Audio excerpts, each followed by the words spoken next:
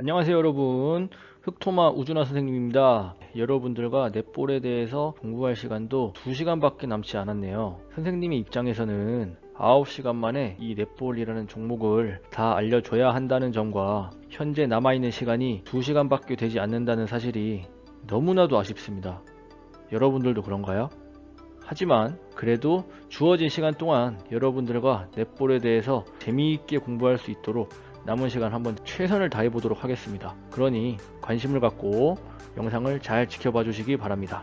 지난 시간에 미니게임을 하면서 넷볼 경기에 익숙해지는 시간을 가졌어요. 선생님 대 학생들의 대결 재밌게 보셨나요?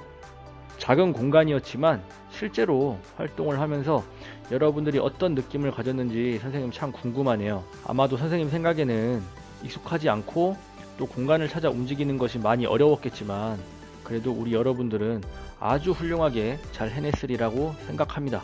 그럼 오늘 이 시간에는 9차시 넷볼 정식 경기에 들어가기에 앞서서 선생님이 한 번도 알려주지 않은 이 센터 패스를 하는 방법과 두 번째 시간에 선생님이 소개를 해줬던 반칙에 해당되는 부분들을 집중적으로 수업할 예정입니다. 우선 센터 패스에 대해서 간단하게 소개를 해드리자면 축구로 따지면 킥오프에 해당되는데 경기를 시작하거나 골이 들어갔을 경우에 센터 패스를 통해서 경기를 이제 다시 시작하게 됩니다. 그러면 8차시 넷볼 규칙 알아보기 흑토마 우준하 선생님과 함께 알아보겠습니다. 출발! 그러면 센터 패스 하는 방법에 대해서 화면을 보겠습니다. 경기장 가운데 센터 서클에 센터를 제외한 모든 선수들이 센터 서드 밖에서 대기를 하다가 심판의 삑 하는 휘슬 소리와 함께 밖에 있던 선수들이 센터 서드 안으로 들어와 패스를 받게 되면서 경기를 시작하게 됩니다. 그러면 영상을 한번 보시죠.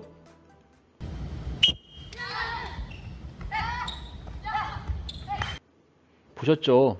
삑 소리와 함께 GD, WD, GA, WA 등 4명의 선수들이 일제히 센터 서드 안으로 들어온 것을 볼 수 있었습니다. 이렇게 센터 패스는 무슨 일이 있어도 센터에 의해서 센터 서드 안에서 이루어져야 합니다. 그러면 실제 경기 안에서 센터 패스가 어떻게 시작되는지를 한번 보도록 하겠습니다. 방금 전 영상과 마찬가지로 심판의 삑 하는 휘슬 소리와 함께 우리 센터 포지션 선수가 패스를 하게 되었습니다. 이때는 공격하는 팀만이 아니라 수비하는 팀 입장에서도 그 순간 센터 서드 안으로 들어와서 수비를 할 수 있게 됩니다. 그러면 지금부터 센터 패스에 위반되는 행위에 대해서 한번 알아보도록 하겠습니다. 선생님이 설명하기 이전에 한번 영상을 먼저 보도록 하시죠.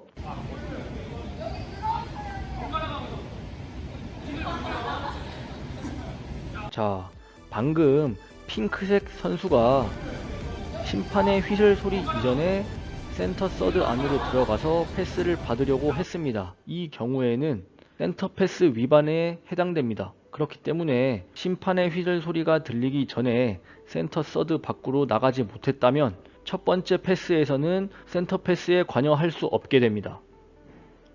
그러면 센터 패스 위반에 해당되는 두 번째 행동을 한번 보도록 하시죠. 이 경우에도 센터 패스 위반에 해당됩니다. 센터 패스는 무슨 일이 있더라도 센터 서드 안에서만 이루어져야 한다고 조금 전에 선생님이 설명을 해드렸었죠. 심판의 휘슬 소리가 울리면 모든 선수들이 센터 서드 안으로 들어와서 패스를 받아야만 합니다. 네, 다음으로는 옵스트럭션이라는 반칙에 대해서 한번 알아보도록 하겠습니다. 지난 미니게임 영상을 통해서 수비수가 옵스트럭션이라는 반칙을 범하는 것을 여러 번 보았을 것입니다. 한번 영상을 보면서 좀 더 이해하기 쉽도록 설명을 해 주도록 하겠습니다.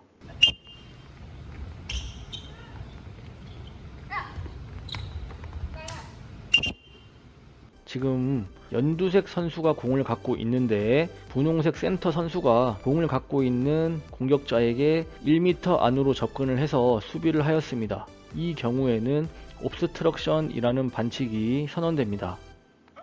자, 그러면 실제 경기 상황에서 옵스트럭션 반칙이 어떻게 일어나는지 한번 보도록 하겠습니다. 영상 보시죠.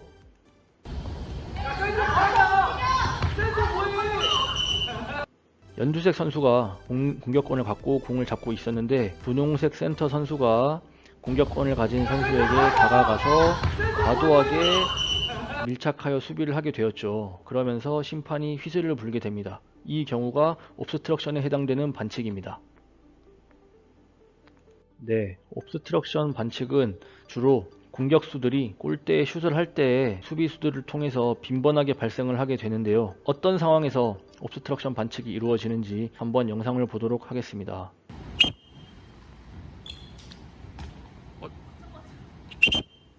지금 녹색 GA 선수가 슈팅을 하려고 하는데 핑크색 GD 선수가 1m 안으로 접근을 해서 슛을 블락을 하려고 수비를 했습니다. 이 경우 수비자에게 옵스트럭션 반칙이 선언됩니다. 다음은 컨택에 대해서 알아보도록 하겠습니다. 컨택은 옵스트럭션과 마찬가지로 이 반칙을 행한 수비자는 공격자에게 페널티 패스를 부과하게 됩니다. 그러면 게임 중에 컨택 반칙이 어떻게 이루어지는지 한번 영상을 통해 확인해 보도록 하겠습니다.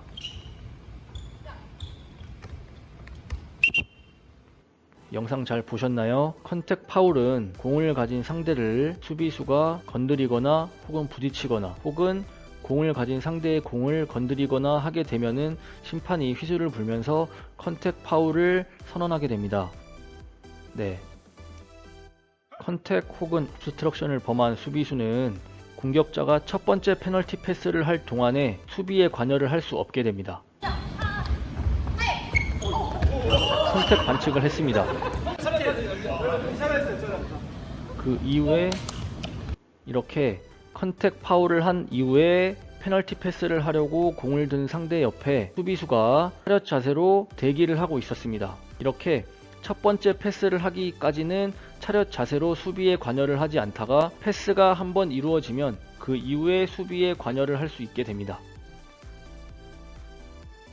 지금부터 설명을 해드리는 반칙들은 상대방에게 프리패스를 주는 반칙들입니다. 프리패스란 페널티 패스와 다르게 반칙을 범한 수비수는 수비에 관여를 할 수 있게 됩니다. 단 공격수의 입장에서는 슛은 할 수 없고 패스만 할 수 있습니다. 오프사이드란 나의 포지션이 들어갈 수 있는 구역이 정해져 있는데 내가 갈 수 있는 구역 이외에 다른 구역에 들어가게 되면은 오프사이드 반칙이 선언이 되면서 상대방에게 공격권이 넘어가게 됩니다. 지금 학생도 들어갈 수 없다고 이렇게 말을 했는데요. 핑크색 GA 선수는 지금 핑크색 골대 쪽 골서드로 들어가서 패스를 받았습니다. GA는 센터 서드까지 밖에 들어갈 수가 없죠. 그리고 상대편 골서드에 들어갈 수가 있죠. 그러므로 우리 편이 수비를 하는 골서드 측에는 들어갈 수가 없습니다. 그래서 GA 선수가 빨간 선을 넘어가서 패스를 받았기 때문에 옵사이드에 해당됩니다. 다음으로 여러분들에게 오버서드라는 반칙에 대해서 설명을 해 주도록 하겠습니다. 오버서드는 공격을 전개할 때 3개로 나누어진 각각의 서드를 차례 거쳐서 공격을 진행해야 합니다. 즉 우리 편 골서드에서 가운데 있는 센터 서드를 거치고 센터 서드에서는 공격 지역의 골서드로 패스를 연결할 수가 있습니다. 하지만 우리 팀, 우리 진영의 수비 측 골서드에서 센터 서드를 건너서 상대편 공격 진영의 골서드로 바로 롱패스로 연결을 하게 된다면 이때 심판이 휘슬을 불면서 오버서드를 선언하게 됩니다. 한번 영상을 보시죠. 이렇게 공을 받아서 한 번의 롱패스로 연결을 하면서 심판이 휘슬을 불었죠. 이것이 바로 오버서드에 해당됩니다. 자, 오프사이드와 오버서드는 상대방에게 프리패스를 주는 반칙에 해당되는데요. 이 경우에 반칙을 범한 그 구역의 선을 밟고 상대방이 패스를 하게 됩니다. 지금 녹색의 WD 선수가 이렇게 조금 전 오버서드에서 반칙을 범한 그 선을 밟고 지금 프리패스를 하려고 준비를 하고 있는 것이 보이죠. 오프사이드 혹은 오버서드를 범할 때는 그 행위를 범한 지역의 선을 밟고 프리패스를 하면 되겠습니다. 자, 다음으로는 헬드볼이라는 반칙에 대해서 설명을 하겠습니다. 헬드볼은 공격자들이 범하는 반칙인데요. 농구로 따지면 3세컨드 바이올레이션이라고 생각하면 되겠습니다. 헬드란 홀드, HOLD의 과거 분사입니다. 홀드의 뜻을 살펴보면은 유지하다, 소유하다 등의 뜻을 갖고 있는데요. 공을 계속 유지하고 있었다 이런 뜻입니다. 그러므로 공을 3초 이상 계속 소유하고 있게 되면은 바로 심판이 반칙을 불어서 상대방에게 공격권을 넘겨주게 됩니다. 그러면 영상을 한번 살펴보도록 하시죠.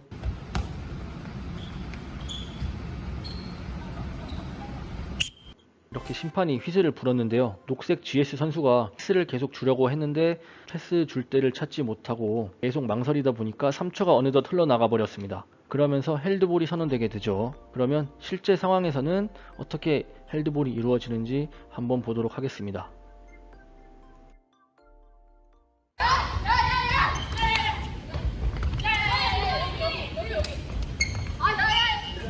센터 패스가 이루어진 다음에 녹색 WA 선수가 계속 패스 줄 때를 찾았었지만 마땅한 곳을 찾지 못하고 계속 망설이는 것을 볼 수 있었습니다. 그러면서 헬드볼이 선언되었습니다. 그런데 여러분, 여기서 중요한 것이 있습니다. 헬드볼을 일으킨 선수가 잘못한 것일까요? 절대 아닙니다. 이것은 나머지 다른 6명의 선수들이 패스를 받을 수 있는 안정적인 공간을 찾지 못했기 때문에 공을 가진 공격자가 헬드볼이 선언될 때까지 패스를 제대로 하지 못한 것입니다. 그러므로 여러분들은 우리 팀원이 공을 3초 이상 소유하면서 시간을 끌지 않도록 적절하게 공간을 찾아 움직이면서 안정적으로 패스 받을 수 있는 곳을 찾아야 됩니다. 네, 여러분들에게 마지막으로 알려드릴 반칙은 플레이 인 더 볼입니다. 플레이 인 더 볼은 여러가지 반칙들이 포함되어 있는데요. 그 중에 가장 크게 해당되는 것은 킥볼입니다. 한번 보시죠.